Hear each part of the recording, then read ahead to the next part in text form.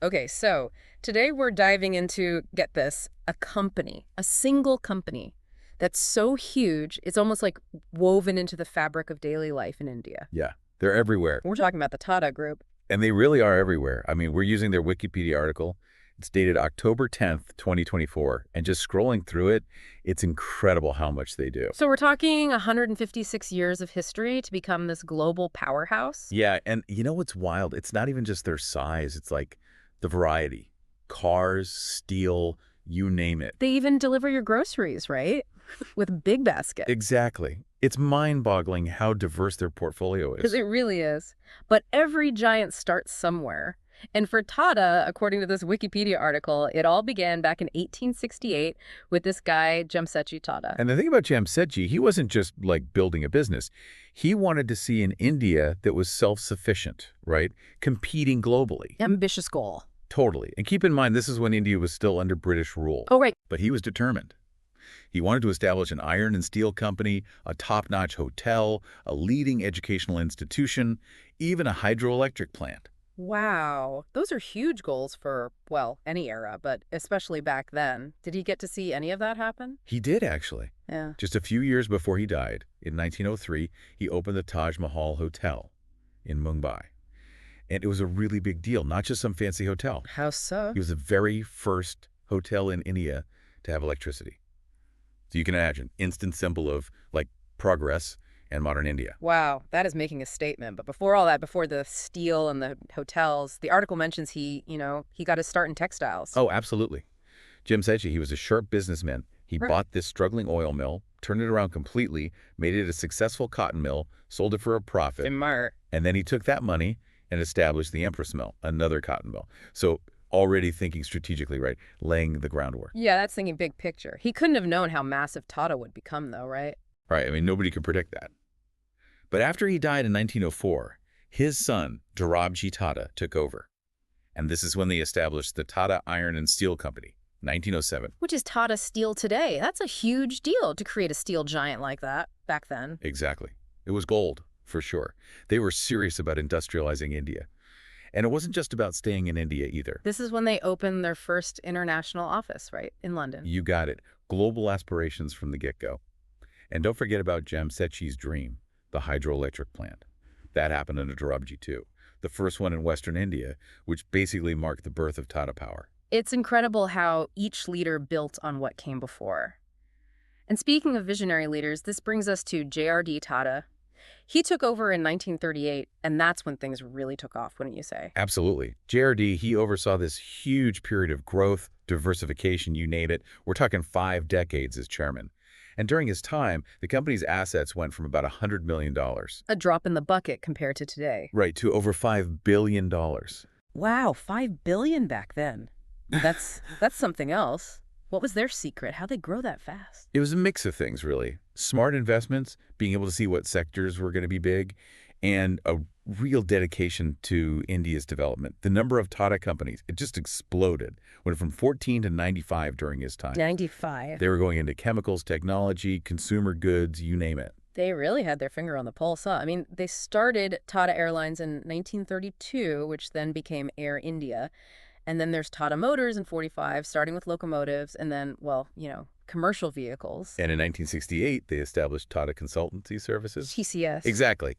They probably had no idea it would become this global IT giant, right? See, it's wild to think how much they did in such a short time, but how did they handle all the change that hit India in the late 20th century? That's what I want to know. That's where things get even more interesting, especially when Ratan Tata comes into the picture. India opens up its economy in 1991, and it's a whole new game. Yeah, 1991, talk about a turning point. Suddenly, India's economy is open, and you've got all these foreign companies coming in, competing. I bet that was a challenge for Indian businesses. It was a whole new world.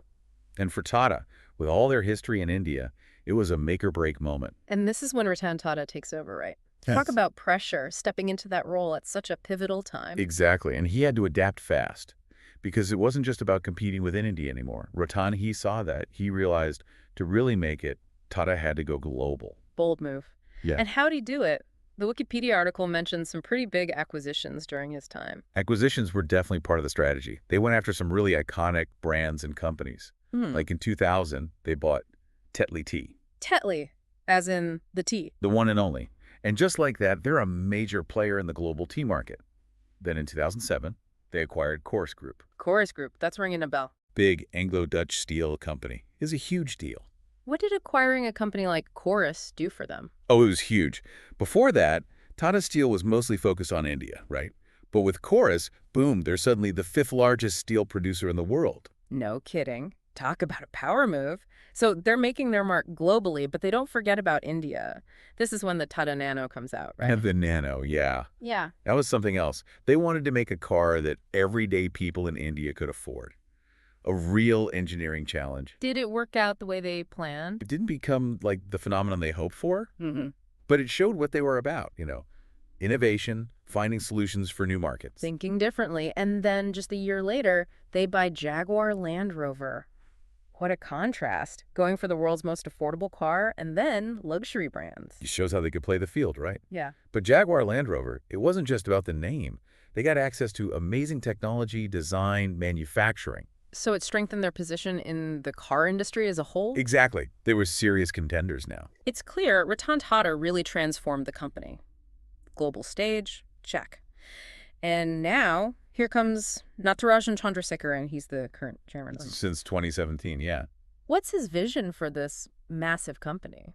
Well, Chandrasekharan's interesting. He led TCS to huge success, so he gets both the old school Tata values and the whole tech world. And his focus is definitely on digital. Makes sense. What's he actually done, though? He's been restructuring, streamlining, and definitely making acquisitions in the digital world. Big Basket's a good example. Big grocery delivery. Yep, they bought that. Then there's Tata 1 milligram, that's online healthcare. Tata CLEQ for electronics and clothes. They're all over the digital space. They want to dominate. Think about it. India's got a massive online population that's only growing. True. And they've got Tata Neu now, their super app. The super app, that's the key. One app for everything. Shopping, food, finances, entertainment. Ambitious. In India, with how fast smartphones are spreading, a super app could be huge. They're not just keeping up, they're thinking ahead. But this whole digital push, what does it mean for a company so rooted in traditional industries? That's got to be a weird balance. It's the Tata paradox. They're this old giant, over 150 years old, but they can still move fast, adapt to technology. But it's not just business, right? They've always been about social responsibility, and that's what makes them stand out. Right, they've got a big history of giving back. Let's dig into that more when we come back. It's really impressive when you think about it. This whole idea of giving back, it's more than just a side project for them, isn't it? Not at all. It goes all the way back to the beginning. Jamsetji taught himself. Mm-hmm. He believed that building a successful business wasn't enough. It was about lifting up society, making a real difference. And that stayed with them all these years. Definitely. Each leader's carried that torch, so to speak. And they've really put their money where their mouth is, haven't they? Supporting education, healthcare, fighting poverty. It's a long list. It really is. And it's not just about writing checks. They've been instrumental in creating some of India's top institutions. The Indian Institute of Science, for instance. One of the best research institutions in the country. And it wouldn't exist without Tata's support. Then there's the Tata Institute of Fundamental Research, another research powerhouse. And of course, we can't forget about healthcare. The Tata Memorial Hospital, it's a leading cancer center in Mumbai. It's incredible the impact they've had in that field. And these are just a few examples. These institutions, they're symbols of Tata's commitment, to knowledge, to improving people's lives, to a better future for India. And it's not just these big splashy projects either. They're involved in the arts, sports, environmental causes, you name it. It's really something how they've managed to keep that focus on social responsibility while also becoming this global giant, jumping into new technologies. It would be easy to lose sight of that. Absolutely. But that's what makes them unique, I think. It's part of their DNA. It's a good reminder that success can be about more than just the bottom line. Exactly. Although it's important to remember that even a company like Tata, they haven't been immune to criticism. Even their Wikipedia article talks about some of the controversies, like land acquisition disputes, environmental concerns, things like that. Yeah, those controversies surrounding the Tata Nano plant and then the Dam Report project. Right, and then there was that legal battle with Epic Systems in the U.S. over trade secrets. It's complicated, right? Running a business, especially on that scale, there are going to be bumps in the road. Definitely. It shows the challenges of being a global company. You're dealing with different communities, governments, regulations. It's tough to find that balance, economic growth versus social and environmental responsibility. For sure. Nobody's perfect, right? But it seems like Tata, they're willing to listen, to learn from those tough situations, to try to do better. And that's what makes their story so fascinating. It's ambition, it's innovation, but it's also a deep sense of purpose. From those early days in India under British rule to now, this global powerhouse, they've always pushed the limits while staying true to their values. It's been quite a journey to unpack. Incredible triumphs, bold acquisitions, this real commitment to making a difference. What's next for them, I wonder? What does the future hold for Tata? That's the million-dollar question. Yeah. But with their focus on technology, healthcare, sustainability, they're definitely going to be a major player in shaping, well, India, but maybe the world. It's exciting to think about. It just goes to show vision, resilience, a belief in something bigger than yourself. That's powerful stuff. Well, thanks for joining us for this deep dive into the incredible world of the Tata Group. Until next time.